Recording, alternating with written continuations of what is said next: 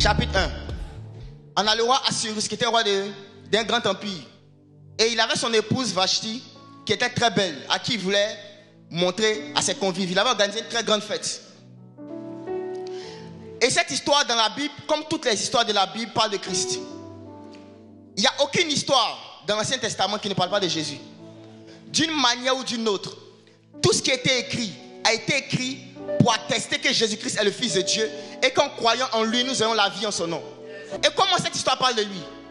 En réalité ici, Assuérus est une image de Christ lui-même. Vashti est une image de l'ancienne alliance, la première épouse de Dieu. Parce que le mariage est une alliance. Donc le roi Assuérus marié à Vashti, ça parle de l'alliance entre Dieu et Israël.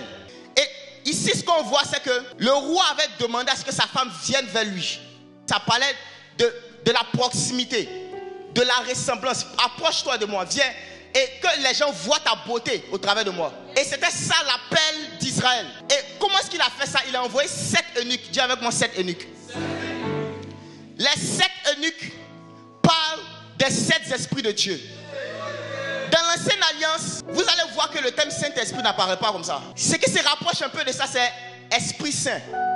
Mais le Saint-Esprit tel que décrit dans le Nouveau Testament, on le voit apparaître à partir de Matthieu. Il existait, mais on l'appelait l'Esprit de l'Éternel. Parce qu'il ne se manifestait pas encore comme le Saint-Esprit. Il se manifestait soit comme l'un des esprits, l'un des 7 esprits de Dieu. Donc les 7 eunuques, c'est l'Esprit de Dieu, mais sous diverses formes, qui doit emmener l'épouse vers le roi. Et Vashti a refusé de venir. Ça part du fait qu'Israël a désobéi au Saint-Esprit, a désobéi à l'appel de ressembler à Dieu.